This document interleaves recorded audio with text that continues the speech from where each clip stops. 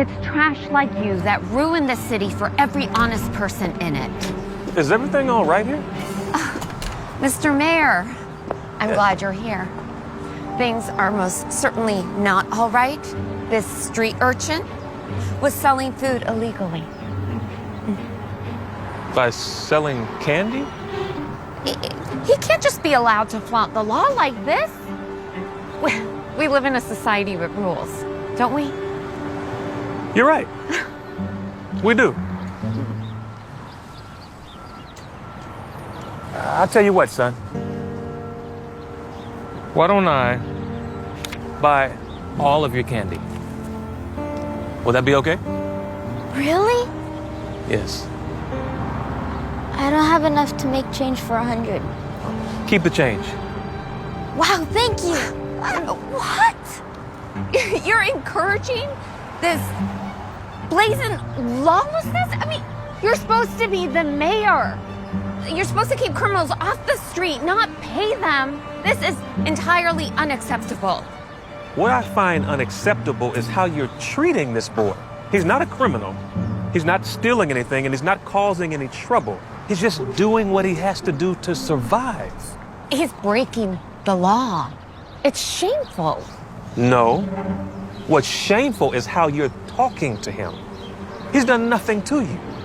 Yet you're going out of your way to make sure his difficult life is even more so. Why? Why would you do that? Well,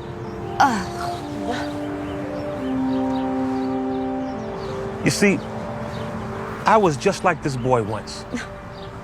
I was homeless. I sold whatever I could to get by. Flowers, cans, even candy. People would just pass me by like I was invisible on the street. Do you know how that feels? How lonely that is? I made a promise to myself that I would never forget that I had no one else on my side.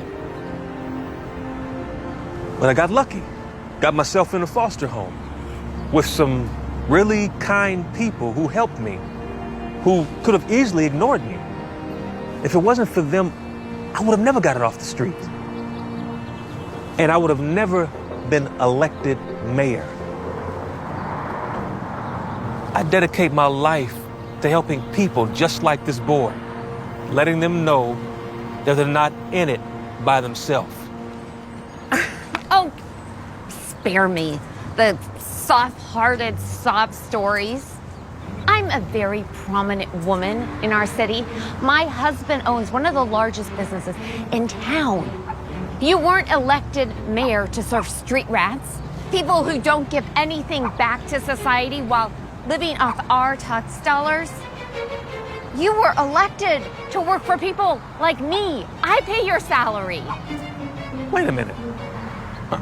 You're John Ballard's wife, right? I remember you from the fundraiser. That's right, I am. And you, of all people, should know just how powerful we are. If you want a second term, do what's right and call the police on this boy now. Interesting. What's interesting? Oh, well, just how the district attorney has called my office and told us about your husband's business practices. Well, according to the DA, your husband has been avoiding certain tax responsibilities for years. What? That's not true. Well, the DA and his investigators believe it's true. You know, when I get back to my office, I think I'll give them a call and see if they can step up the investigation. I don't know what you're talking about. Hey, buddy, have you eaten yet? I'm hungry. Why don't we go to lunch, okay? My treat. And I can tell you all about how social services can help you and your situation out. Really? Yeah. Thank you, mister. Yeah, anytime. John, you need to pack the bags.